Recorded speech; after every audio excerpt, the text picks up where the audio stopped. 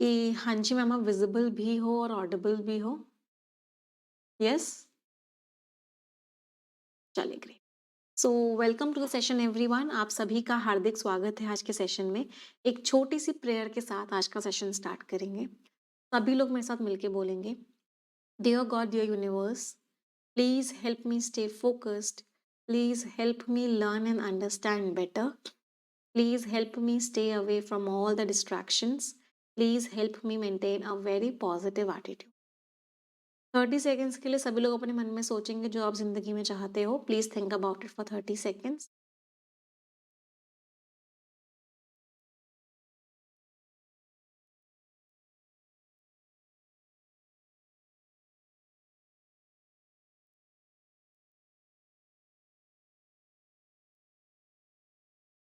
Repeat this line with me. Dear God, dear universe, please help each and every one of us get what we want in. तो इसी positive note के साथ आज का session start करते हैं।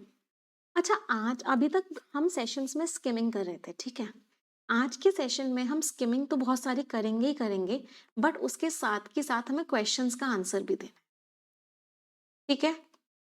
तो जब हम स्किमिंग करेंगे तो हमें कुछ कुछ याद भी रहना चाहिए कि कौन सी चीज हमने कहाँ पढ़ी थी। वो थोड़ा थोड़ा सा ना माइंड में याद भी रखना है हमें। तो तैयार है स्किमिंग के लिए? क्योंकि हमें स्किमिंग के साथ चीजों को मन में थोड़ा सा याद भी रखना है, इसीलिए मैं आपको हर स्लाइड के लिए 1 मिनट दूंगी। तो you will get 1 minute for every slide. तेजी से आगे बढ़ते जाना है, ओवरऑल मीनिंग को समझना है और फिर अगली स्लाइड पर आना है, फिर अगली स्लाइड पे। तो पहले 2 पैसेजेस हम साथ में करेंगे, जहाँ पे एवरी स्लाइड के बाद मैं भी आपको मेन आइडिया बताते हुए चलूँगी और फिर हम क्वेश्चंस पर आएँगे। उसके अगला जो पैसेज होगा, वो हम क्विज़ फॉर्मेट में करेंगे, मतलब जहाँ पे आपको प्रॉपर 10 मिनट दिए जाएँगे और आपको कोई हेल्प नहीं की जाएगी। स्टार्ट करें? Excited everyone? चलो, स्टार्ट करते हैं। तो सबसे पहला स्लाइड ये रहा। यहाँ से लेकर यहाँ तक आपको स्किम करना है। मुझे टॉपिक बताओगे, टोन बताओगे और मेन आइडिया बताओगे, 3 चीजें बताओगे। आपके 1 मिनट शुरू होते हैं अब। All the best everyone.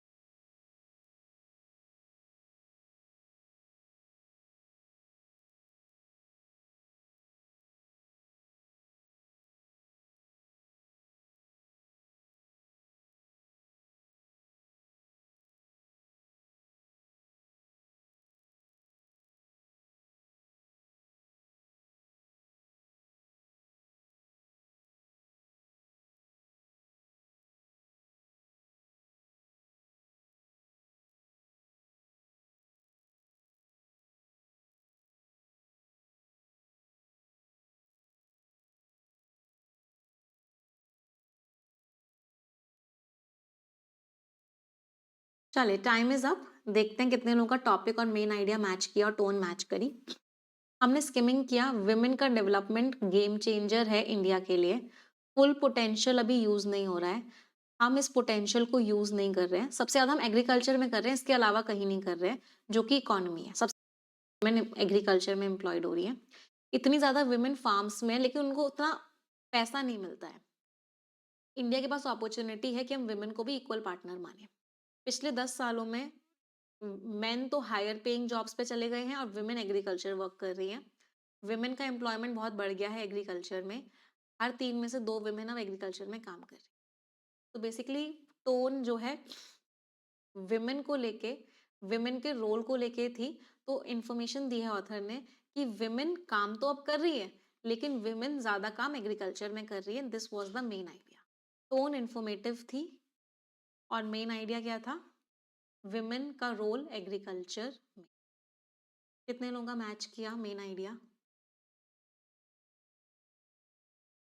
Women के राइट्स की बात की गई है, राइट। आगे बढ़े? चलो, अगला पैराग्राफ स्किमिंग करेंगे 1 minute with all.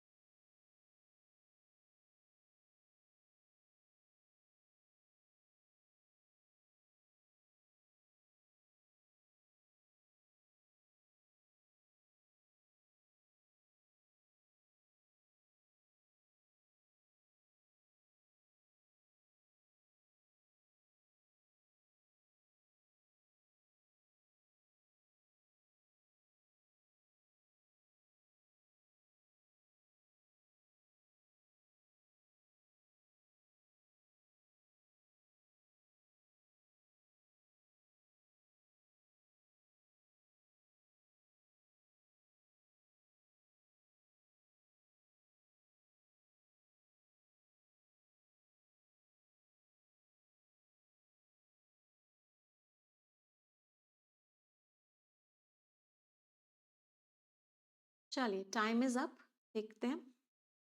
Women unpaid होती हैं, बहुत सारा नंबर बढ़ता जा रहा है, अनपेड है विमेन इन सारी स्टेट्स में, कोई पैसा नहीं मिलता विमेन को, और ये इनिक्विटी से है। विमेन को फार्मर्स नहीं मानते हैं, उनके पास ज़मीन भी कम होती है, पैसा भी कम होता है, ये सारी की सारी चीज़ें मेल्स के पास होती हैं।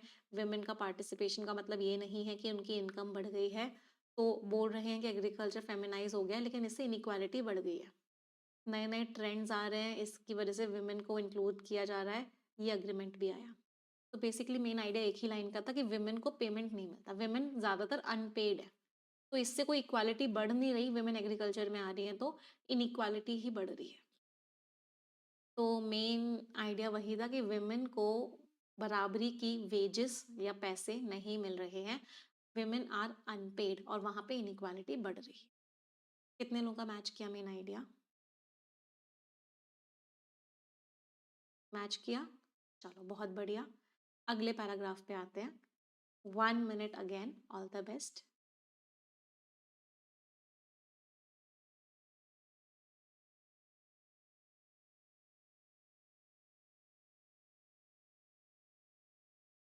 टोन बेटा नेगेटिव थी, टोन वॉज नेगेटिव।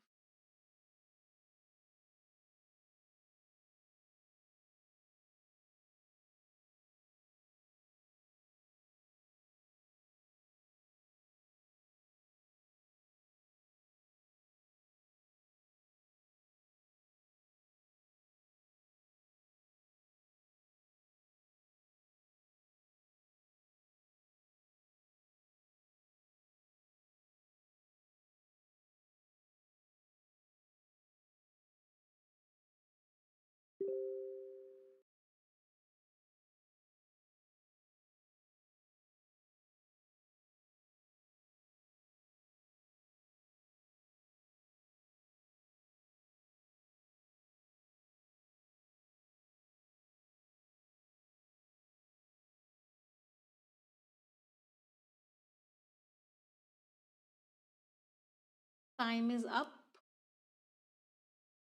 इंडिया के एक्सपोर्ट्स बढ़ जाएंगे, ड्यूटी फ्री एक्सेस मिल जाएगा, ये सारी चीज़ों में हमको फ़ायदा होगा।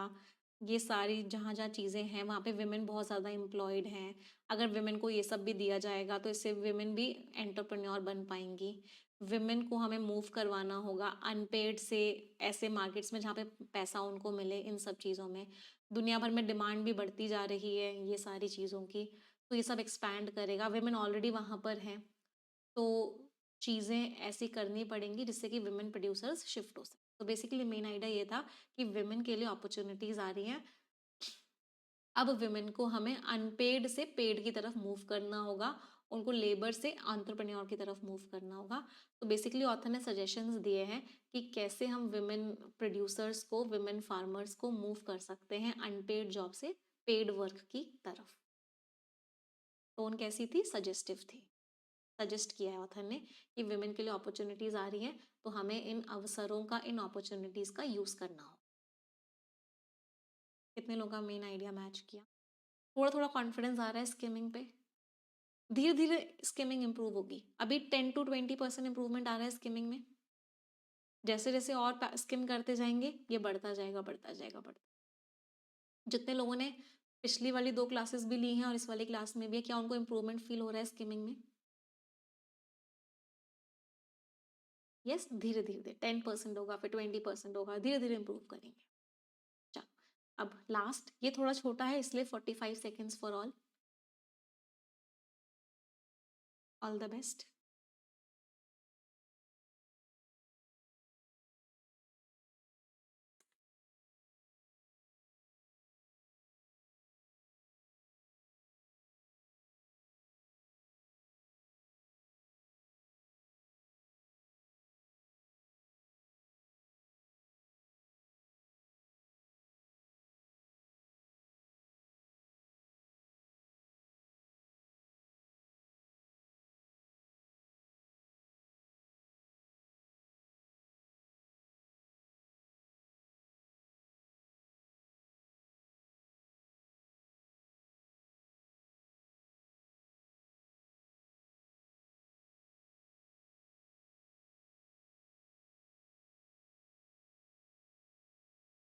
चलिए, टाइम इज अप। क्या बताया गया है? कदम नहीं उठाएंगे तो विमेन एक्सक्लूड हो जाएंगी। इनोवेशंस होने चाहिए। ये एक प्लेटफॉर्म है, ये सारी एप्लीकेशन है, ये विमेन को कनेक्ट कर रही हैं, इससे विमेन लेबर को हेल्प मिलेगी। ये बेनिफिट्स डिपेंडेंट हैं कि हमें चीज़ों को भी ठीक करना पड़ेगा। विमेन को लिटरेसी देनी पड़ेगी, डिजिटल लिटरेसी, लैंग्वेज गैप ठीक करना पड़ेगा, उनको डिवाइसेस देनी पड़ेंगी। इन सब चीज़ों के लिए सबको मिलके काम करना। बेसिकली वही दिया हुआ है कि विमेन को डिजिटल इनोवेशंस मतलब डिजिटल चीज़ों का यूज़ करना पड़ेगा हर एक विमेन तक पहुंचने के लिए, और विमेन को लिटरेसी देनी पड़ेगी, उनको डिवाइस देनी पड़ेगी जिससे कि वो उनको फ़ायदा हो सके। तो बेसिकली टेक्नोलॉजी का रोल बताया गया है कि टेक्नोलॉजी कैसे हेल्प कर सकती है विमेन को। डिजिटल इनोवेशंस मतलब डिजिटली हम कैसे हेल्प कर सकते हैं विमेन को, ये सारी एप्लीकेशंस कैसे हेल्प कर रही हैं। अगर तो विमेन को हमको पढ़ाना पड़ेगा, कोई लैंग्वेज में प्रॉब्लम है वो सॉल्व करनी पड़ेगी, अगर उनके पास डिवाइस नहीं है, स्मार्टफोन नहीं है, तो वो उनको देना पड़ेगा, सबको मिलके काम करना पड़ेगा। तो मेन आइडिया एक ही लाइन का था कि वेज में डिजिटल वेज में विमेन की हमको हेल्प करनी पड़ेगी। क्लियर? अब आ जाते हैं, हमने स्किमिंग कर लिया है passage. Now let's move to the questions. First question पहले खुद से ट्राई करोगे?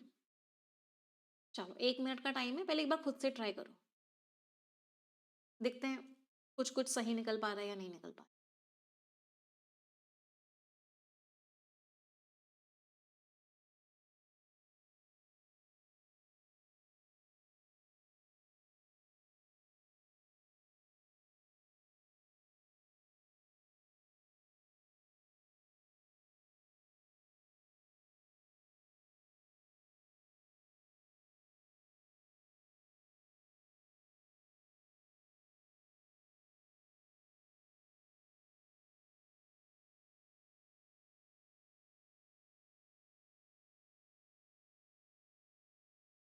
बहुत अच्छे से वर्ड्स को पढ़ना, without any exception, all, reverse the decline, बहुत अच्छे से पढ़ना, गड़बड़ मत करना।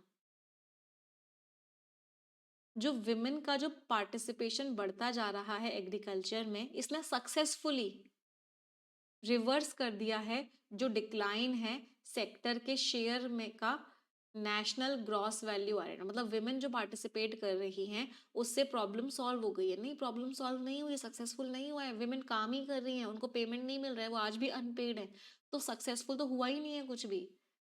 पूरे पैसेज में कोई भी ऑथर ने कहीं पे भी नहीं बोला कि सक्सेसफुली विमेन का जो पार्टिसिपेशन है उससे ग्रॉस वैल्यू एडेड बढ़ती जा रही है, उस सेक्टर का शेयर बढ़ता जा रहा है। नहीं, बिल्कुल फॉल्स है, ये फॉल्स है, तो ये तीनों ऑप्शन एलिमिनेट। इंडिया यूके का जो फ्री ट्रेड अग्रीमेंट है, ये ड्यूटी फ्री एक्सेस देगा, यहां तक था, बट क्या सबको देगा विदाउट एनी एक्सेप्शन? नहीं, ऑल वर्ड ने घोटाला कर दिया, विदाउट एनी एक्सेप्शन ने घोटाला कर दिया, किसी को भी छूट नहीं, सबको 100% ड्यूटी फ्री एक्सेस मिल जाएगा। एक सबसे बड़ा significant means huge, systemic mean systemic issue क्या है, एक प्रॉब्लम क्या है कि विमेन को फार्मर्स मानते नहीं है, विमेन को आज भी लेबरर्स ही मान रहे हैं, और विमेन के पास बहुत ही कम, डिस्प्रोपोर्शनली मीन्स बराबरी का नहीं है, तो उनके पास बहुत ही कम परसेंटेज है लैंड का। बिल्कुल सही है, आंसर इज सी ओनली। कितने लोगों का ठीक निकला? समझ आया सभी को? चलो अगला क्वेश्चन। पैराडॉक्स का मतलब होता है दो ऑपोजिट चीजें। पैराडॉक्स समझते हो? पहले पैराडॉक्स का मीनिंग समझो। ऑथर ने पूछा है कि विमेन को जो एम्प्लॉय किया जा रहा है उसमें क्या पैराडॉक्स है। पैराडॉक्स का मतलब होता है दो ऑपोजिट चीजें एक साथ होना, उसको बोलते हैं पैराडॉक्स। तो कोई भी अगर आंसर होगा तो उसमें दो ऑपोजिट चीजें होंगी। चलो कोशिश करो पहले, फिर मैं समझाऊं।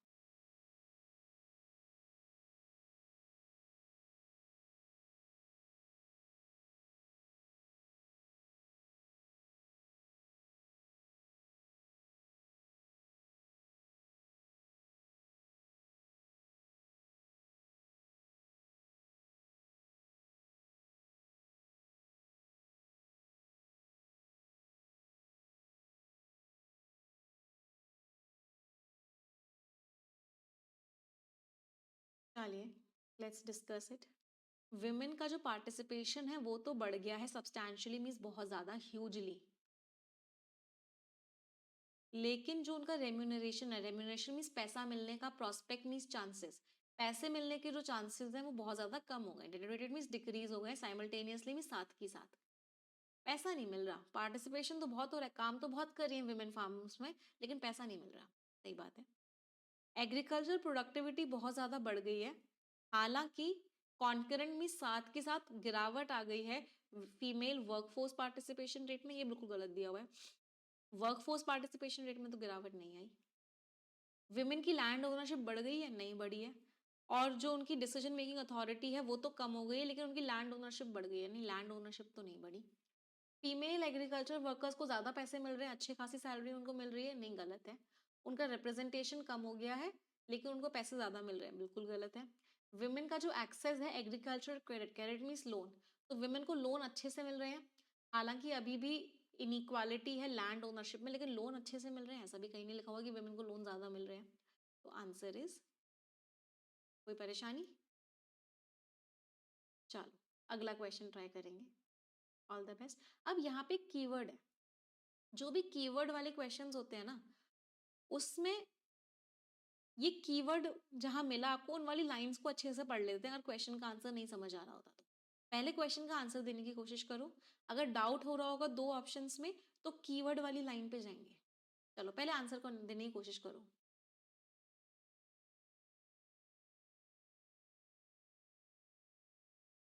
दे दोगे मुझे लगता है आंसर बिना लाइन पे जाए हुए।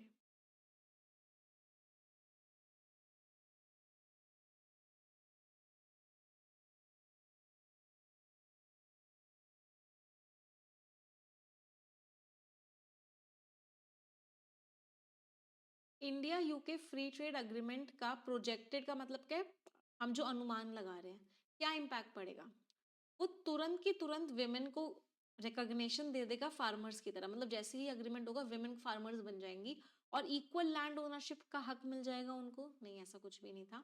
इट इज डिजाइन, ये बनाया गया है जिससे कि प्राइमरीली मीन्स मेनली फायदा हो मेल फार्मर्स को, मेल फार्मर्स को फायदा हो, पोटेंशियली मार्जिनलाइजिंग विमेन, ये विमेन को साइड में रख देगा, मतलब विमेन को और कमजोर बना देगा अगर कोई टारगेटेड कदम नहीं लिए गए तो।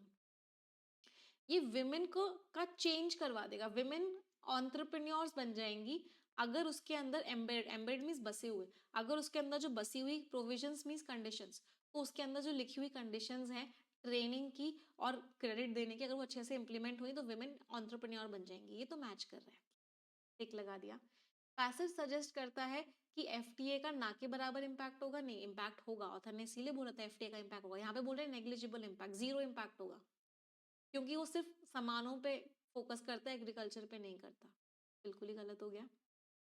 वो ऑटोमेटिकली सॉल्व कर देगा problem of unpaid labour, unpaid labour की प्रॉब्लम ऑटोमेटिकली सॉल्व हो जाएगी क्या, नहीं, कदम उठाने पड़ेंगे। ऑटोमेटिकली सॉल्व नहीं होगी, ऑटोमेटिकली का मतलब होता है खुद ब खुद, तो ई वाले बच्चों को महापापी अवार्ड दिया जाता है, बहुत सारे बच्चों ने ई आंसर भी बोला था। खुद ब खुद प्रॉब्लम नहीं सॉल्व होगी, ऑथर ने बहुत सारे कदम बताए थे, ये सारे कदम उठाने पड़ेंगे। ये लीगली मैंडेट कर देगा, लॉ बना देगा कि विमेन को भी वेजेस देनी पड़ेंगी। Answer is what? चलो अगले पर आते हैं। Try it out everyone.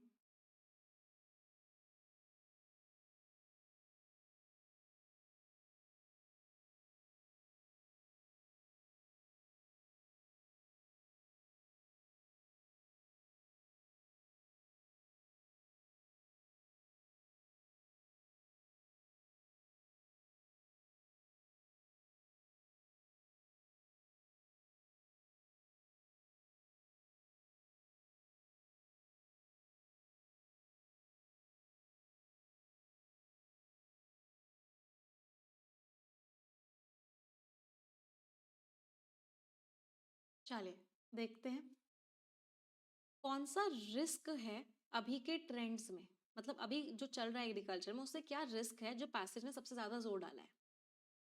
Farms पूरी तरीके से मैकेनाइज हो जाएंगे, मैकेनाइज का मतलब मशीन से चलेंगे, तो इससे क्या होगा, रेंडर का मीनिंग क्या होता है, हो जाना, इससे क्या हो जाएगा पूरी की पूरी फीमेल जो काम कर रही है वो एक्स्ट्रा हो जाएंगी, मतलब उनकी जरूरत नहीं पड़ेगी, फीमेल्स की जरूरत नहीं पड़ेगी फार्म्स में, ऐसा तो कहीं मेंशन नहीं। राइजिंग नंबर ऑफ मेन का नंबर जो बढ़ता जा रहा है एग्रीकल्चर में, वो फायदों को उल्टा कर देगा जो विमेन के द्वारा किए गए हैं लास्ट डिकेड में। क्या नंबर ऑफ मेन बढ़ता जा रहा है? नहीं, बिल्कुल गलत है। ग्लोबल ट्रेड अग्रीमेंट, जो हमारी दुनिया के साथ ट्रेड अग्रीमेंट हो रहे हैं, इन सब से बहुत तेजी से, स्टीप मीन्स शार्प, बहुत तेजी से गिरावट आएगी। जो हमारी कंट्री के अंदर फूड क्रॉप्स का प्राइस है उसमें गिरावट आएगी। जो फोकस है विमेन लेड डेवलपमेंट की, विमेन के द्वारा डेवलपमेंट से, इससे जो important crucial means important resources छीन ली जाएंगी मेल फार्मर से। तो जो मेल फार्मर है उनसे रिसोर्सेज हटा के विमेन फीमेल को दे देंगे, ऐसा भी कुछ मेंशन नहीं था। हाँ, जब तक कदम नहीं उठाओगे तब तक रिस्क है कि विमेन जो है इन अपॉर्चुनिटीज से बाहर रहेंगी, जिससे कि परपेचुएट हो जाएगी, मतलब फैल जाएगी इनइक्विटी। तो सरकार को कदम उठाने पड़ेंगे, तभी विमेन को फायदा होगा, अदरवाइज विमेन बाहर ही रहेंगी। आंसर इज, अगला क्वेश्चन ट्राई करेंगे।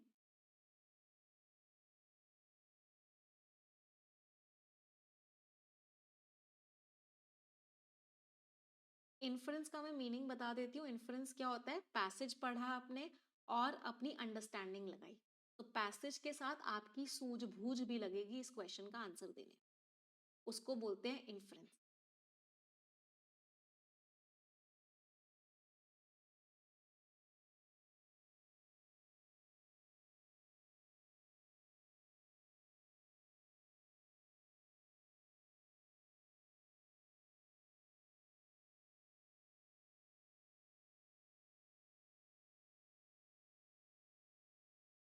चलिए, कौन सा इन्फ्रेंस हम निकाल सकते हैं कि क्या इकोनॉमिक इम्प्लीकेशन मीन्स इम्पैक्ट, तो इकोनॉमी पे क्या इम्पैक्ट पड़ेगा जब एग्रीकल्चर का फेमिनाइजेशन हो गया है इंडिया की नेशनल आउटपुट पे। मतलब बेसिकली विमेन जो काम कर रही हैं एग्रीकल्चर में, एग्रीकल्चर फेमिनाइजेशन का मतलब क्या है? विमेन जो काम कर रही हैं एग्रीकल्चर में, इसका क्या इम्पैक्ट पड़ेगा इकोनॉमी के ऊपर, ये ऑथर हमसे पूछ रहे हैं। चलो क्वेश्चंस का आंसर देने की कोशिश करते हैं। पहले मुझे बताओ कि, चलो पहले इसको एलिमिनेशन से करते हैं, क्या क्या इम्पैक्ट नहीं पड़ेगा पहले उनको हटाते हैं। तो विमेन का जो पार्टिसिपेशन बढ़ गया है, इसने सक्सेसफुली प्रिवेंट किया है एग्रीकल्चर के कंट्रीब्यूशन को नेशनल जीवीए से डिक्लाइन होने से। पहले मुझे एक बात बताओ, क्या एग्रीकल्चर का कंट्रीब्यूशन डिक्लाइन हुआ है या नहीं हुआ है? पहले ये बताओ, क्या मैं कह सकती हूँ एग्रीकल्चर का कंट्रीब्यूशन डिक्लाइन हुआ है ग्रॉस वैल्यू एडेड में? इसको एक बार देखते हैं, फिर इसका आंसर देंगे। कहाँ लिखा हुआ था कि विमेन ज्यादा आ गई हैं, मेन छोड़ के जा रहे हैं, तो इसकी वजह से डिक्लाइन हुआ है एग्रीकल्चर का सेक्टर। मतलब विमेन तो बहुत ज्यादा काम कर रही है बट उनको पेमेंट नहीं मिल रहा, वो अनपेड लेबरर्स हैं, तो इसकी वजह से ग्रॉस वैल्यू एडेड कम हुई है। तो कहाँ लिखा हुआ था, एक बार देखते हैं।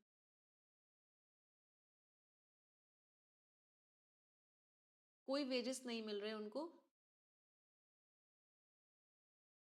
विमेन का जो ग्रेटर पार्टिसिपेशन है वो ट्रांसलेट नहीं हुआ है हायर इनकम में, इसकी वजह से एग्रीकल्चर का जो शेयर है वो 15.3 से 14.4 हो गया। इस लाइन को अच्छे से पढ़ो पहले। विमेन काम कर रही है लेकिन उसका उसने पैसा नहीं मिल रहा, तो इसका मतलब क्या है? एग्रीकल्चर का जो शेयर है वो पैसा कमाने में वो कम होता जा रहा है। 15.3 था, 14.4 हो गया। चलो अब क्वेश्चन, चलो इस लाइन को पढ़ने के बाद अब क्वेश्चन का आंसर देने की कोशिश करो। Now try doing this question.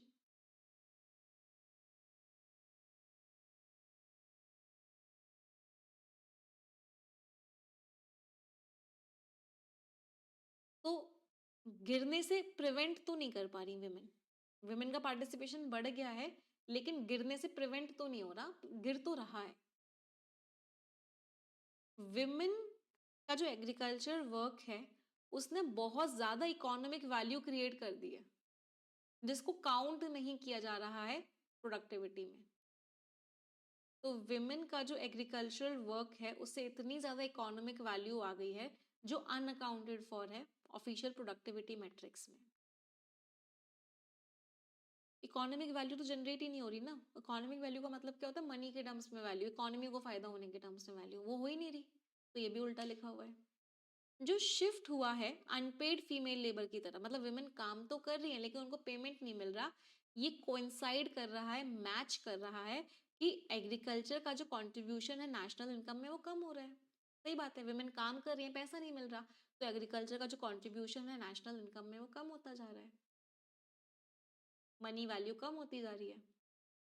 चलो, फीमेल डोमिनेटेड एग्रीकल्चर एक्टिविटीज वो एक्टिविटीज जहाँ फीमेल्स काम कर रही हैं, इन्होंने स्टेबल प्रोडक्टिविटी, प्रोडक्टिविटी सेम है, प्रोडक्टिविटी बढ़ नहीं रही, हालांकि उनको इनएडिक्वेट गवर्नमेंट का सपोर्ट कम मिल रहा है, गवर्नमेंट से रिसोर्सेज कम मिल रहे हैं, फिर भी प्रोडक्टिविटी स्टेबल है, ऐसी कोई बात ही नहीं हुई। जो फेमिनाइजेशन है एग्रीकल्चर का, एग्रीकल्चर में इतनी सारी फीमेल्स काम कर रही हैं, इसकी वजह से सेक्टर ग्रो कर गया है, सेक्टर बदल गया है एक हाई वैल्यू कंट्रीब्यूटर में, बहुत ज्यादा वैल्यू कंट्रीब्यूट हो रही है, जीडीपी ग्रोथ हो रही है, नहीं। तो ऑथर की टोन क्या थी कि एग्रीकल्चर के फेमिनाइजेशन का इम्पैक्ट नेगेटिव पड़ा है, कि विमेन बेचारी काम तो कर रही है बट उनको कोई पैसा नहीं मिल रहा, तो इसकी वजह से नेशनल इनकम में जो एग्रीकल्चर का रोल था वो कम होता जा रहा है। कितने लोगों को समझ में आया? चलो अगला,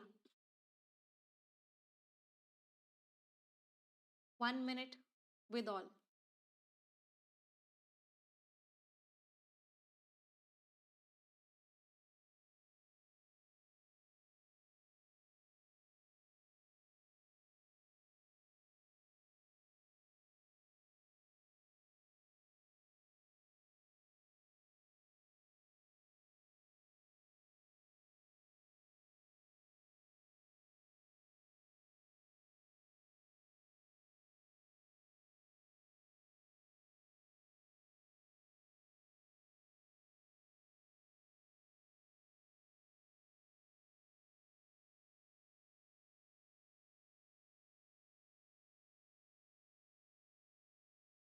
चलिए देखते हैं, पैसेज का जो व्यू है कि डिजिटल टेक्नोलॉजीज का जो रोल है किस चीज को ठीक करने में, जेंडर में जो इनइक्वालिटी आ रही है उसको ठीक करने में जो डिजिटल टेक्नोलॉजी का रोल है, उसमें ऑथर का व्यू क्या था?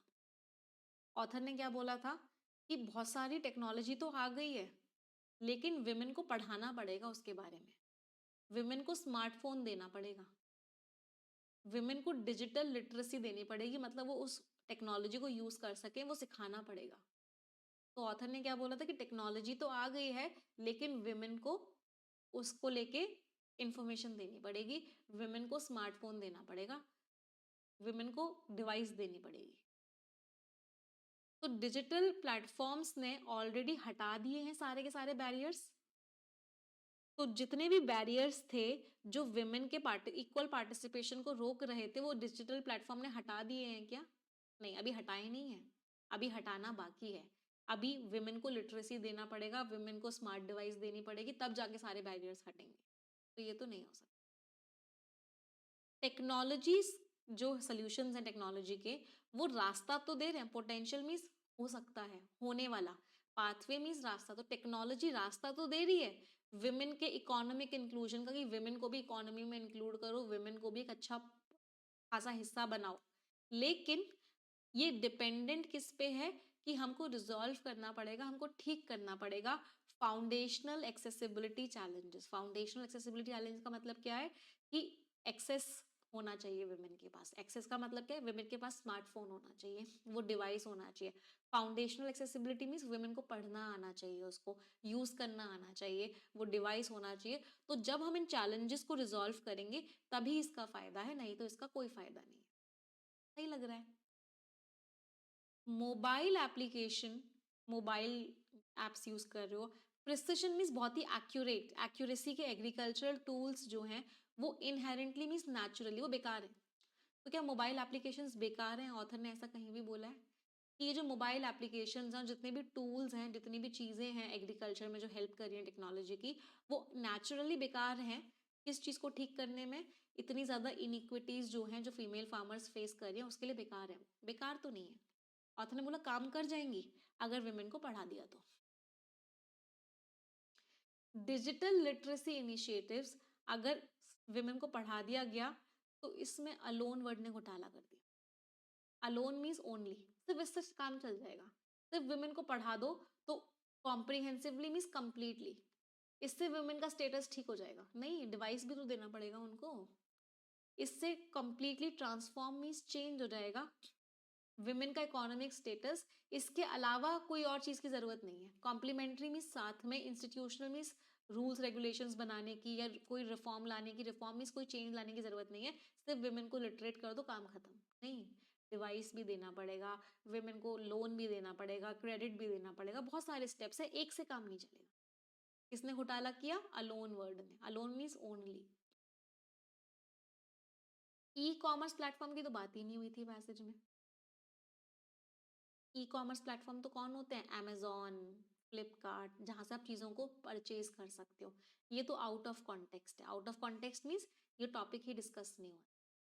तो ई कॉमर्स प्लेटफॉर्म्स बेकार हैं रूरल वुमेन प्रोड्यूसर्स को कनेक्ट करने में, शहरों के और इंटरनेशनल।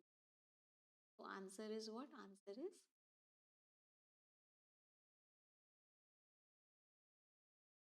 चलो नेक्स्ट क्वेश्चन ट्राई करेंगे। एक फ्रेज यूज हुआ है ड्रॉन इनटू। नहीं, ये वाला क्वेश्चन हम पैसेज का नहीं है, ग्रामर का है, तो इसको साथ में करेंगे। कौन सा सेंटेंस है जिसमें ड्रॉन इनटू सेम तरीके से यूज हुआ है? तो पहले उस ड्रॉन इनटू वाले सेंटेंस पे जाएंगे हम। कहाँ पे यूज हुआ है ड्रॉन इनटू? अब हमें ढूंढना पड़ेगा ड्रॉन इनटू। हाईलाइट आएगा जब भी ऐसा कोई क्वेश्चन आएगा, हमेशा वो हाईलाइटेड वर्ड होगा। इस लाइन को पढ़ो पहले। Read this line everyone.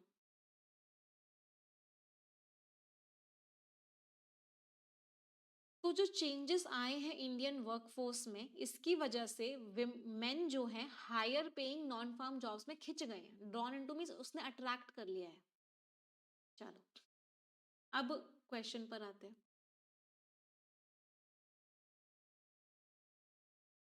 मतलब क्या हो रहा है? वो कोई सेक्टर है, वो उनको अपनी तरफ खींच रहा है। अट्रैक्ट भी नहीं बोलेंगे, एक तरीके से मेन को लग रहा है कि उनको ज्यादा अपॉर्चुनिटी यहाँ मिलेगी, इसलिए वो फार्म जॉब्स को छोड़ के नॉन फार्म जॉब्स पे जा रहे हैं। मतलब जॉब करने की बात हो रही है, एक सेक्टर छोड़ के दूसरे सेक्टर जाने की बात हो रही है। अब बताओ कौन सा वाला है जिसमें एक सेक्टर छोड़ के दूसरे सेक्टर जाने की बात हो रही है, एक काम छोड़ के दूसरे काम में जाने की बात हो रही है, कि वो वाला काम उसको अपनी तरफ खींच रहा है। ध्यान से पढ़ना फिर बताना। इस क्वेश्चन में किसी का गड़बड़ नहीं होना चाहिए। Same sense. सेंस क्या था कि एक सेक्टर छोड़ के वो दूसरे सेक्टर में जा रहे हैं, एक जॉब छोड़ के दूसरी जॉब में जा रहे हैं। आर्टिस्ट ड्रॉन हो गया, इसमें मीनिंग भी अट्रैक्टेड ही है, लेकिन यहाँ पे जॉब छोड़ के दूसरी जॉब में जाने की बात नहीं हो रही। यहाँ पे तो सुंदरता को देख के वो अट्रैक्ट हो गया और उसने घंटों बिताए उसको वैल्यू को बनाने में। After the scandal broke, scandal means घोटाला, जब घोटाला सामने आया तो बहुत सारे पॉलिटिशियंस किस में खींचे चले आए कि उनके ऊपर इन्वेस्टिगेशन हो गई कमीशन के द्वारा। तीन बच्चे, जो बच्चे थे वो खिंच में चले आए। स्टोरी टेलर जो कहानी सुना रहा था, उसकी कहानी बच्चों को बहुत पसंद आई और उन्होंने रैप्ट अटेंशन मीन्स पूरा अटेंशन के साथ पूरी इवनिंग वो कहानी सुनते रहे। यंग ग्रेजुएट्स जो है अब कहाँ जा रहे हैं? टेक्नोलॉजी सेक्टर में जा रहे हैं, तो एक सेक्टर से दूसरे सेक्टर में जा रहे हैं। अट्रैक्टिव सैलरी पैकेज मिल रहा है उनको, करियर के चांसेस भी अच्छे मिल रहे हैं। लग रहा है, टिक लगाया। डिटेक्टिव खिंचा चला गया मिस्ट्री में, मतलब मिस्ट्री की तरफ अट्रैक्ट हो गया, उस रहस्य में अट्रैक्ट हो गया जब उसको एक बहुत ही इंपॉर्टेंट पीस मिला, सबूत का, क्राइम सीन। सेक्टर में जाने की बात तो सिर्फ डी में हो रही। तो answer was what? Answer was, समझ आया सभी को कैसे किया हमने पूरा का पूरा पैसे? एवरीवन मजा आया? अब बहुत सारे लोगों को लग रहा होगा मैम मुझसे नहीं हो रहा, मुझसे मुझे मैं नहीं समझ पा रहा। बहुत सारे बच्चों को ऐसा होगा। बेटा इंग्लिश में ना ऐसा आपको पूरा टाइम लगेगा, क्योंकि आप लोगों को लगता है कि जैसे मैथ्स में 1+1 2 ही होता है, ऐसे इंग्लिश में भी कोई रूल होना चाहिए कि 1+1 2 ही होना चाहिए, या इंग्लिश में भी कोई रूल होना चाहिए कि ये वाला वर्ड पढ़ना है, फिर ये वाला पढ़ना है, फिर ये वाला पढ़ना है, फिर ये वाला पढ़ना है। आप ये बात नहीं समझ पाते हो कि इंग्लिश एक भाषा है। और भाषा को समझने का कोई रूल नहीं होता है।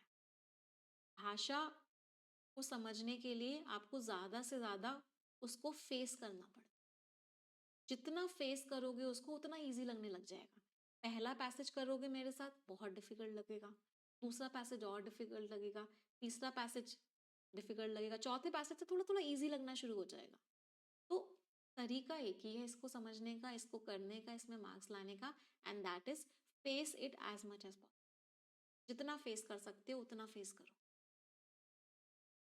और कोई तरीका नहीं। इसमें मैं कोई रूल नहीं बता सकती कि ये रूल है। बस ये कह सकती हूँ आपने परफेक्शन बैच ज्वाइन किया है, भरोसा रखो, 1 महीने तक रेगुलरली आके देखो, 1 महीने के अंदर ड्रास्टिक इम्प्रूवमेंट, बट उसके लिए भरोसा रखना पड़ेगा। पहले, दूसरे, तीसरे दिन कॉन्फिडेंस नहीं।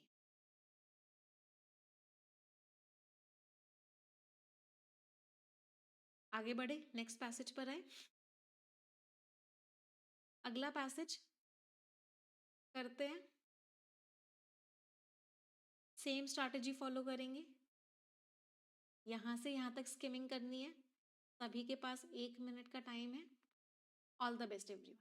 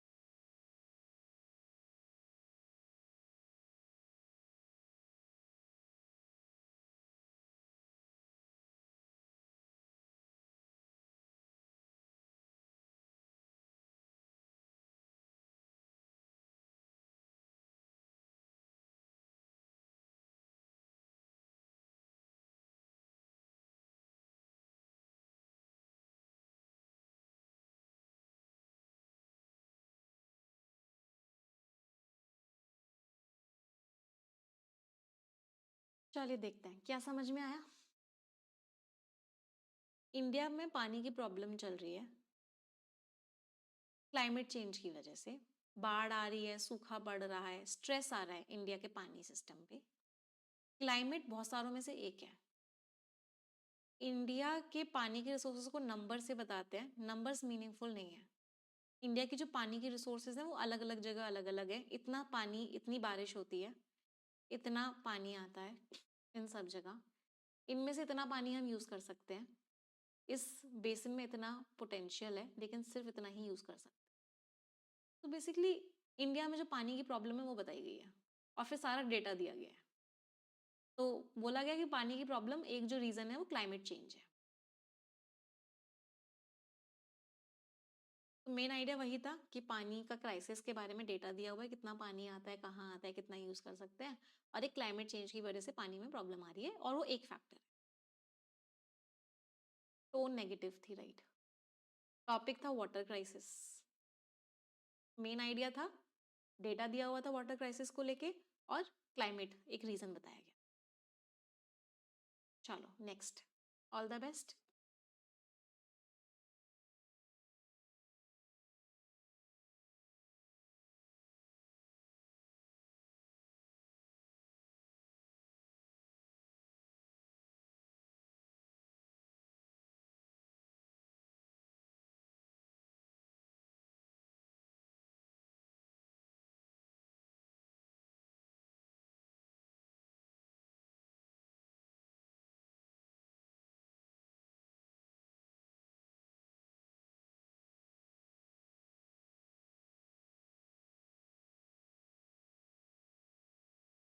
इन्फॉर्मेटिव क्यों नहीं हो सकती? इन्फॉर्मेटिव भी टोन हो सकती है, बट इन्फॉर्मेटिव तो हमेशा ही टोन होती है जनरली, क्योंकि ऑथर कुछ ना कुछ तो इन्फॉर्म कर ही रहे हैं, तो इन्फॉर्मेटिव टोन तो हमेशा ही होगी।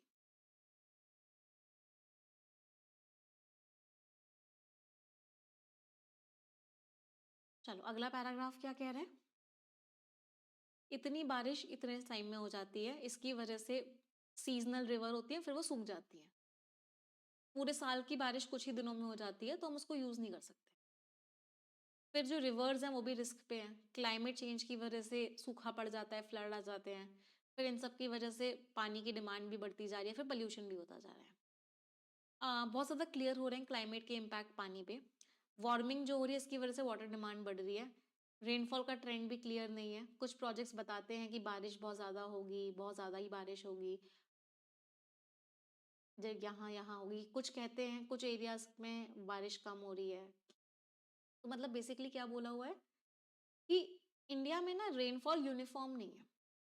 कुछ ही महीनों में सारी बारिश हो जाती है, कुछ ही दिनों में सारी बारिश हो जाती है, फिर बाकी दिन सूखा पड़ जाता है। तो फिर अगला क्या बोला कि क्लाइमेट चेंज का इम्पैक्ट बहुत ज़्यादा है, फिर पोल्यूशन भी हो रहा है, फिर पानी की डिमांड भी बढ़ती जा रही है।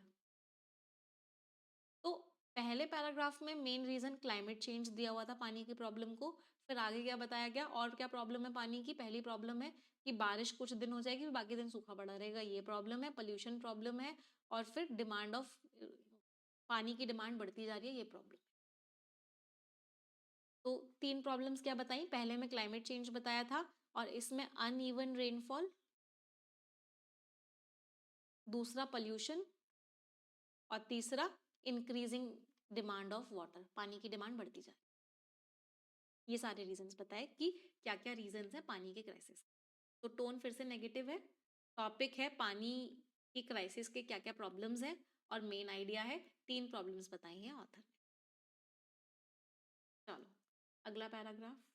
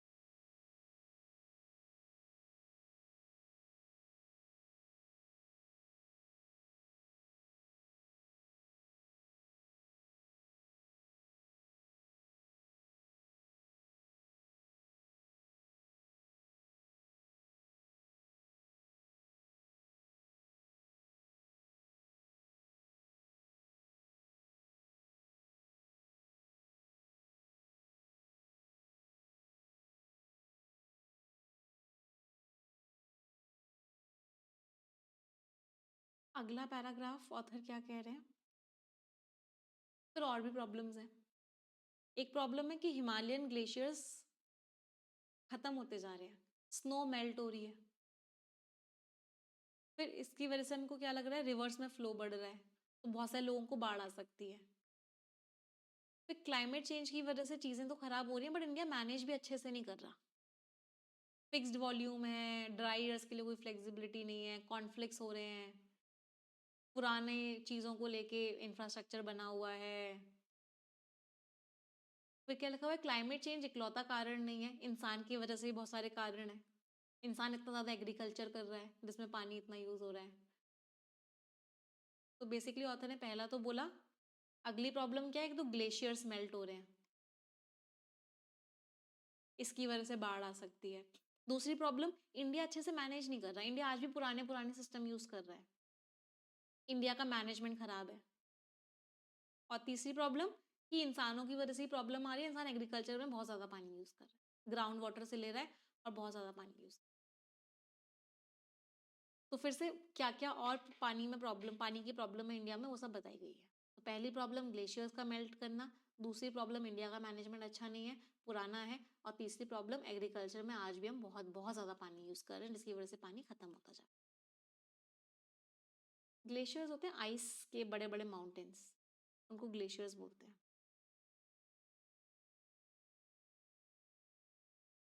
चलो क्वेश्चंस पर आए। चलिए फर्स्ट क्वेश्चन,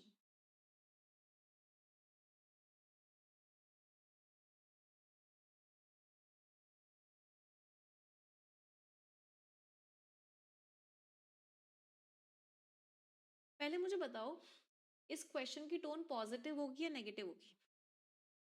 हिमालयन ग्लेशियर्स को मद्देनजर रखते हुए पैसेज ने जोर डाला है एक इम्पैक्ट कि पानी के ऊपर क्या इम्पैक्ट पड़ेगा। तो प्रोजेक्टेड मीन्स प्रेडिक्टेड, कौन सा रिजल्ट हो सकता है ग्लेशियर्स के मेल्ट होने का? ग्लेशियर्स का मेल्ट होना अच्छी बात में बताया, ऑथर ने खराब बात में बताया? क्या सभी को क्लियर है नेगेटिव टोन होगी? चलो अब नेगेटिव टोन है, अब दो क्वेश्चन करने का तरीका बता रही हूँ।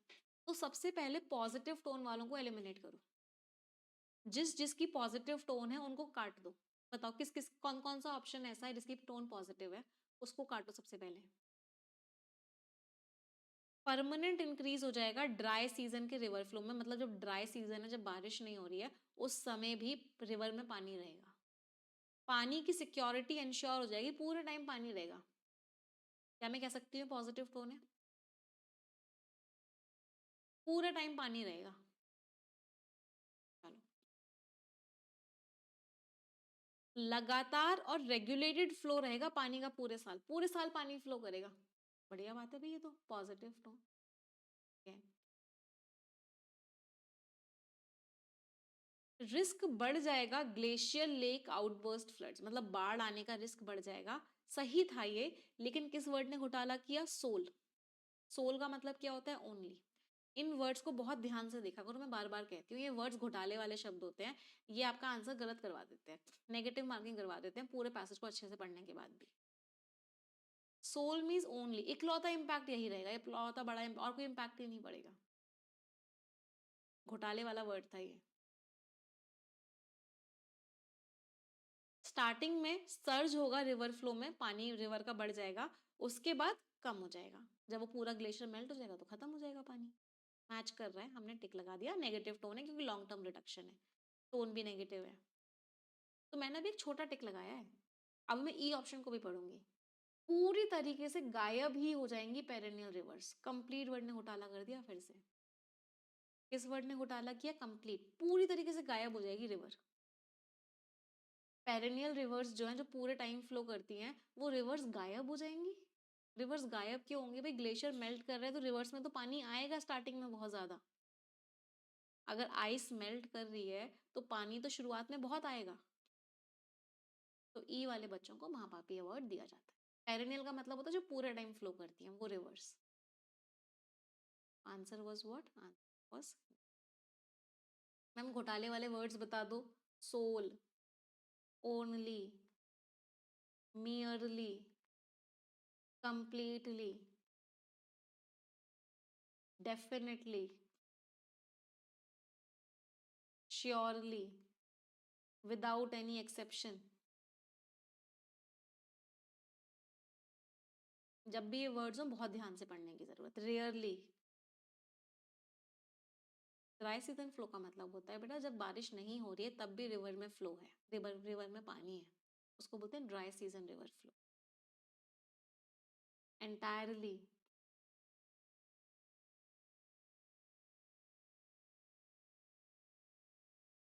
ऑलवेज। चलो अगला क्वेश्चन ट्राई करो।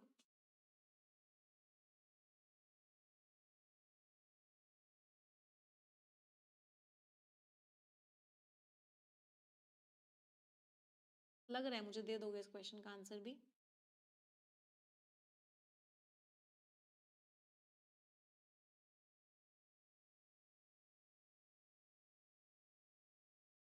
ग्राउंड वाटर से हम एग्रीकल्चर कर रहे हैं, इसका क्या डुअल रोल है पहले बताओ?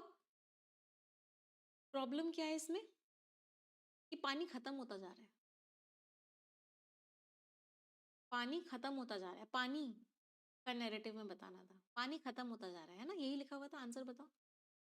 फूड सिक्योरिटी तो आ गई है, लेकिन एनर्जी की सब्सिडी खत्म होती जा रही, सब्सिडी बढ़ती जा रही है। पंपिंग की सब्सिडीज की तो कोई बात ही नहीं हुई थी भाई। बिल्कुल ही आउट ऑफ कॉन्टेक्स्ट है। इससे गांव में गरीबी तो कम हो गई है, लेकिन इसकी वजह से एक्विफर जो है, जो पानी है वो डिप्लीट होता जा रहा है। डिप्लीट मीन्स कम होता जा रहा है, मैच कर रहा है। क्रॉप का प्रोडक्शन तो स्टेबल हो गया है, लेकिन फार्मर के ऊपर कर्जा बढ़ गया है। कर्जा क्यों बढ़ेगा भाई? इसने सूखे को तो कम कर दिया है, लेकिन सॉइल में नमक ज्यादा आ गया है। सॉइल की सैलिनिटी, सॉइल में नमक ज्यादा हो गया है। ग्रीन रेवोल्यूशन को सपोर्ट किया है, लेकिन मार्केट के आगे कमजोर हो गया है। नहीं, पानी का नैरेटिव है तो पानी की कमी आई है। नमक का आना, इनपुट कॉस्ट बढ़ जाना, सब्सिडी का, वल्नरेबिलिटी, कमजोरी का, ये सब आउट ऑफ कॉन्टेक्स्ट है। That is what. चलो अगला।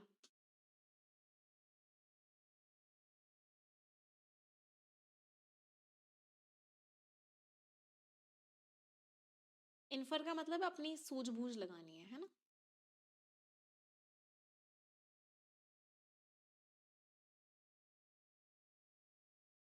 तो जो रिश्ता है नंबर्स में जो हम कैलकुलेशन कर रहे हैं, और एक्चुअल में वो रिश्ता कैसा है, ऑथर ने एक लाइन बोली थी कि नंबर्स।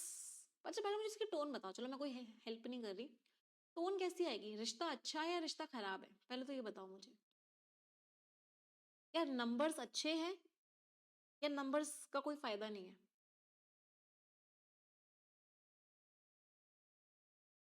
ऑथर ने एक लाइन बोली थी जब हम स्किमिंग कर रहे थे, नंबर्स से कोई फायदा नहीं होता, नंबर सिर्फ नंबर ही रह जाता है। नेगेटिव टोन थी। चलो अब सबसे पहले पॉजिटिव टोन वालों को एलिमिनेट करो, सबको पता है नेगेटिव टोन थी। तो जितने भी पॉजिटिव टोन वाले हैं नंबर्स को लेकर, उनको हटा दो। एलिमिनेशन करेंगे सभी लोग पॉजिटिव वालों का। जो क्वांटिटेटिव मीन्स नंबर्स के द्वारा जो हम जांच करते हैं प्रेसिपिटेशन की, बारिश की, वो मिसलीडिंग, गलत इंप्रेशन देता है एक्चुअल का, ये तो नेगेटिव ही है, तो इसको तो नहीं हटा सकते। जो स्टैटिस्टिकल कैलकुलेशन है रन ऑफ की, मतलब कितना पानी आया है, ये एक्यूरेट होता है? नहीं, ऑथर की टोन नेगेटिव थी, यहाँ तो टोन पॉजिटिव है, तो पॉजिटिव वाले को हमने हटा दिया। ये अच्छे से बिल्कुल एक्यूरेटली, बिल्कुल सटीक तरीके से प्रिडिक्ट कर लेता है कि कितना पानी आएगा, जिसको यूज कर सकते हैं। जो न्यूमेरिकल डेटा है पानी की रिसोर्सेज पे, वो एक कॉम्प्रीहेंसिव मीन्स कंप्लीट अंडरस्टैंडिंग दे देता है, कितना पानी कहाँ कहाँ गया अलग अलग जोग्राफिकल जोन्स में। पॉजिटिव टोन है भाई। फिर से जो प्रेसिपिटेशन मेजरमेंट्स हैं, जो हम नापतोल करते हैं बारिश की, प्रेसिपिटेशन मीन्स बारिश की, वो सबसे रिलायबल है, सबसे विश्वसनीय है। रिलायबल मीन्स हम उस पर विश्वास कर सकते हैं। फिर से पॉजिटिव टोन हो गई। लॉन्ग टर्म मैनेजमेंट कर सकते हैं, विश्वसनीय है। सरफेस वाटर रिसोर्सेज की जो कैलकुलेशन है वो एडिक्वेटली अकाउंट, एडिक्वेटली मीन्स बिल्कुल सही तरीके से बता देती है कि कब कब कैसे कैसे बारिश होगी, कहाँ कहाँ बारिश होगी। फिर से पॉजिटिव टोन हो। तो नेगेटिव टोन का तो सिर्फ एक ही था, दैट वाज। तो टोन हमें बहुत बार हेल्प करती है क्वेश्चंस के।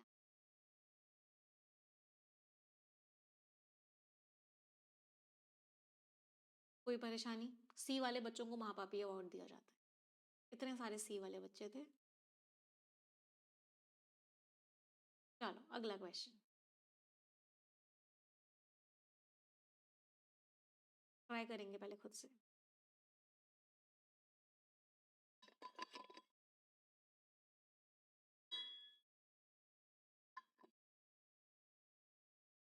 पहले बताओ क्लाइमेट मॉडल्स जो हैं इंडिया में, उसकी ऑथर ने तारीफ करी है बुराई करी है?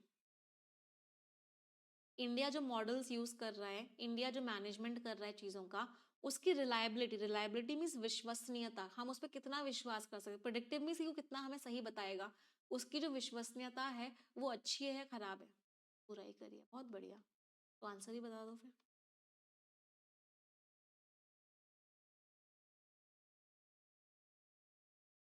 पहले पॉजिटिव टोन वालों को एलिमिनेट करो।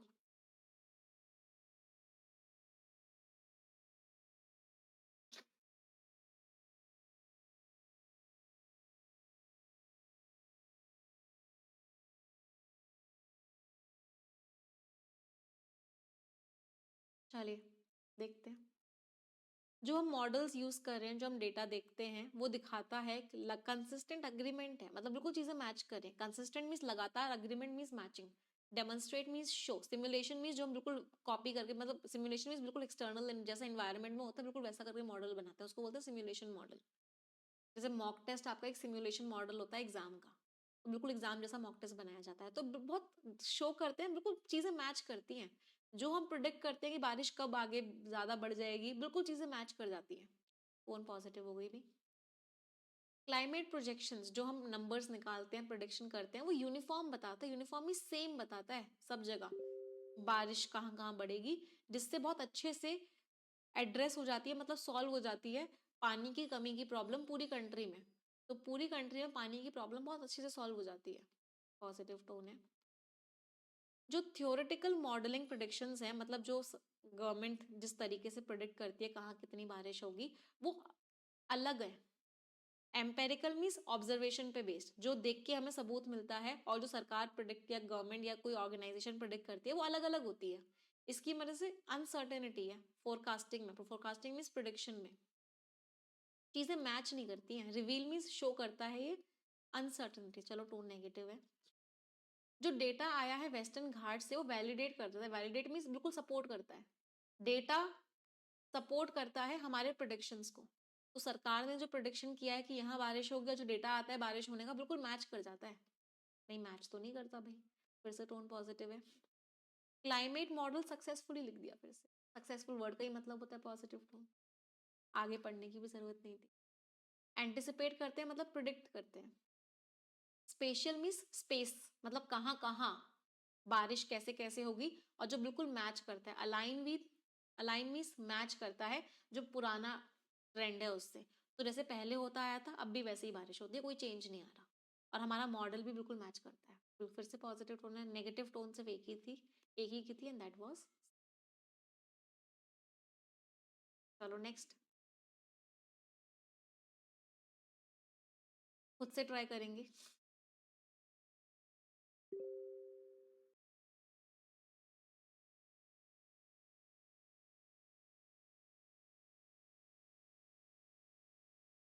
पहले मुझे टोन बताना, टोन कैसी होगी।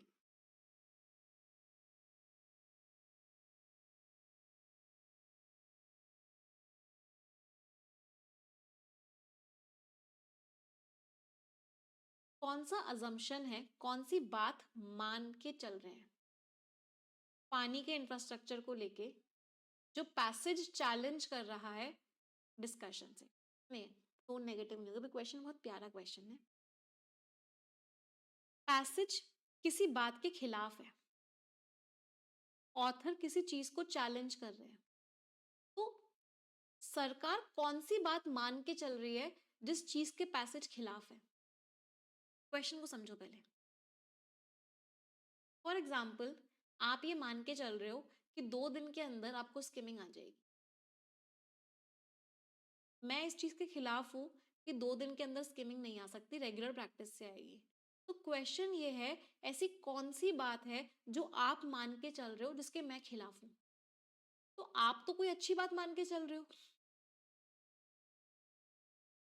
आप तो एक अच्छी बात मान के चल रहे हो, मैं उस चीज के खिलाफ हूं। तो क्वेश्चन वही है कि सरकार या पैसेज में जो ऑर्गेनाइजेशन है, जो अथॉरिटी है, वो ऐसी कौन सी बात मान के चल रही है जिसके ऑथर खिलाफ है। ऑथर खिलाफ है मतलब ऑथर नेगेटिव है कौन सी बात के, जो सरकार मान के चल रही है। तो सरकार तो अपने लिए अच्छी बात मान के चल रही होगी। पहले तो क्वेश्चन का जो थोड़ा सा ट्विस्ट था वो समझ में आया या नहीं आया। तो सरकार 100 ईयर का मॉडल लेके चल रही है कि 100 साल पहले जो होता था वो आज भी होगा। तो सरकार ऐसी कौन सी बात मान के चल रही है जिसके खिलाफ ऑथर है। सरकार क्या मान के चल रही है कि चेंजेस आते ही नहीं है। अगर सरकार आज भी 100 साल पुराना मॉडल लेके चल रही है, इसका मतलब है सरकार को क्या लगता है कि बदलाव आता ही नहीं है, सब कुछ सेम रहता है, जो आज होगा अगले 100 साल में भी वही होगा। अब मुझे आंसर बताओ। अगर सरकार 100 साल के हिसाब से मॉडल बना रही है, तो ऐसी कौन सी बात है जो सरकार मान के चल रही है। क्वेश्चन ये है। मुझे लग रहा है आंसर दे दोगे, थोड़ा कॉम्प्लेक्स क्वेश्चन है बट आंसर दे दोगे। अगर सरकार 100 साल का स्टॉर्म का कॉन्सेप्ट लेके चल रही है आज भी, इसका मतलब है सरकार कौन सी बात अज्यूम करके चल रही है कि सब कुछ सेम रहता है, बदलता ही नहीं है। चलो, कि जो प्राइमरी कॉज है मतलब मेन कॉज है इंफ्रास्ट्रक्चर के फेलियर का वो पुअर मेंटेनेंस है, डिजाइन में कोई कमी नहीं है, डिजाइन में कोई कमी नहीं है, मेंटेनेंस अच्छे से नहीं हो रहा, आउट ऑफ फ्लड मैनेजमेंट को ऊपर रखना चाहिए, एग्रीकल्चर लैंड को, शहरों को भले ही डूब जाने दो, बट एग्रीकल्चर लैंड को प्रोटेक्ट कर लो, ऐसा सरकार मान के चल रही है। ज्यादा से ज्यादा ड्रेनेज इंफ्रास्ट्रक्चर होगा तो ज्यादा अच्छा सोल्यूशन है पानी की डिमांड को मैनेज करने का। 100 साल वाला कॉन्सेप्ट तो आया ही नहीं इन तीनों में। जो कॉन्सेप्ट है 100 साल का वो बहुत कॉम्प्लेक्स है, सरकार ये मान के चल रही है कॉम्प्लेक्स है, नहीं सरकार तो मान रही है बढ़िया है, सरकार उस चीज को फॉलो कर रही है, इसका मतलब है सरकार तो मान रही है बढ़िया कॉन्सेप्ट है, कॉम्प्लेक्स तो है ही नहीं, तो उल्टा दे रखा है। हाँ, सरकार क्या मान के चल रही है कि कोई भी एक्सट्रीम वेदर इवेंट आएगा उसकी जो प्रोबेबिलिटी है वो स्टैटिक है, मतलब वो चेंज नहीं होगी, जो 100 साल पहले थी वो आज भी रहेगी। स्टैटिक का मतलब क्या होता है, नॉट चेंजिंग। तो किसी भी इवेंट के होने की जो प्रोबेबिलिटी है, कोई चांसेस है, वो स्टैटिक है, मतलब चेंज नहीं होंगे, और उसको हम अच्छे से प्रोजेक्ट कर लेंगे पुराने डेटा से। तो 100 साल पुराने डेटा से भी हम आज पता लगा सकते हैं कि आज क्या होगा। सरकार इस बात को मान के चल रही है, इसलिए सरकार इस 100 साल का स्ट्रॉन्ग कॉन्सेप्ट चल रही है। पहले बताओ ये क्वेश्चन समझ आया नहीं आया? तो अगर कोई इंसान ये मान के चल रहा है कि मैं 10 साल पहले जैसा था, आज भी मैं वैसा ही रहूं, तो इसका मतलब वो क्या मान के चल रहा है कि 10 साल में कोई बदलाव नहीं आया, चीजें क्या है, स्टैटिक है, नॉट चेंजिंग है, नहीं बदल रही हैं चीजें। ट्रिकी क्वेश्चन था ये। तो सरकार के इस डिस्कशन के पीछे अजम्पशन क्या है कि चीजें चेंज नहीं होती है, इसलिए पुरानी चीजों को ही हम आज भी फॉलो।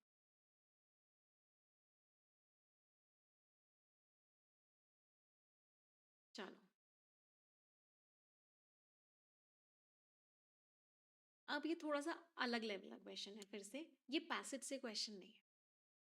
सरकार ने मतलब ऑथर ने क्या बोला कि इंडिया की वाटर बॉडीज पे डुअल प्रेशर है।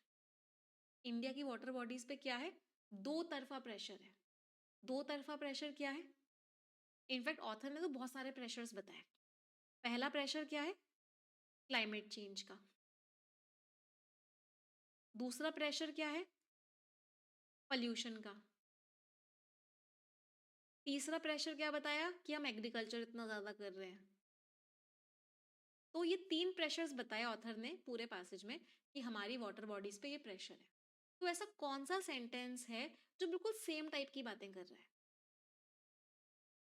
तो पहले मुझे बताओ, टोन से करते हैं, दोनों प्रेशर या तीनों प्रेशर पॉजिटिव है या नेगेटिव है? टोन से करेंगे इस क्वेश्चन को। क्या मैं कह सकती हूँ नेगेटिव इंपैक्ट डाल रहे हैं सब चीज? ऑथर ने पॉजिटिव की तो कहीं बात ही नहीं करी थी पूरे पैसेज में। तो जितने भी प्रेशर्स हैं वो सब नेगेटिव हैं, वाटर बॉडीज को नुकसान पहुंचा रहे हैं। तो सबसे पहले पॉजिटिव वाले एलिमिनेट करो।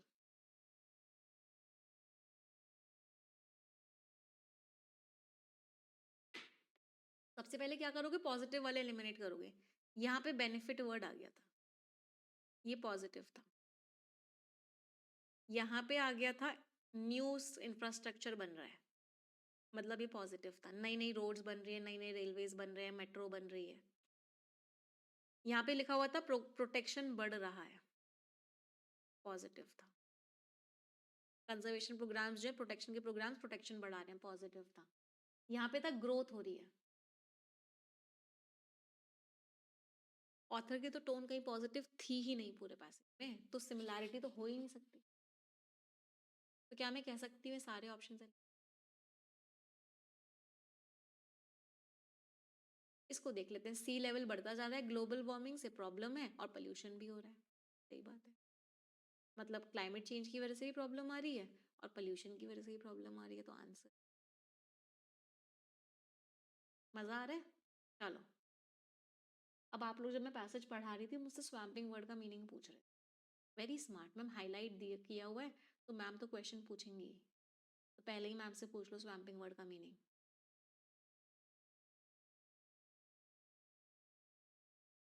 चलो, ह्यूमन इंड्यूस प्रेशर, जो इंसान प्रेशर लगा रहा है, ये बहुत गहरा प्रेशर होता है, और ये क्या कर देता है, क्लाइमेट के इम्पैक्ट को भी बहुत ज्यादा क्या कर देता है। अब इस वर्ड का सिनोनिम बताना है। स्वैम्प का मतलब क्या होता है, किसी चीज को भर देना। तो अगर आपने किसी चीज को भर दिया है, दैट मीन्स उसको स्वैम्प कर दिया है। तो एरोड का मतलब तो तबाह करना होता है, कंटैमिनेट का मतलब भी गंदा करना होता है, आइसोलेट करने का मतलब भी अकेला होता है। तो ये तीनों तो चले गए। अब 2 बचे हैं। एक बचा है फ्लडिंग और एक बचा है ओवरवेलमिंग। क्लाइमेट के इफ़ेक्ट में बाढ़ कैसे लाओगे? बाढ़ कॉन्टेक्स्ट की वजह से नहीं हुआ। क्लाइमेट के पानी में मतलब किसी नदी में बाढ़ आती है भाई, समुंदर में बाढ़ आती है, क्लाइमेट के इफेक्ट में बाढ़ कैसे लाओगे? तो बाढ़ भी नहीं हो सकता। तो answer is overwhelming. Overwhelming means बहुत ज्यादा कर देना, भर देना। Answer is. तो समझ में आया कि मैं आपको स्किमिंग क्यों करवा इम्पोर्टेंट है?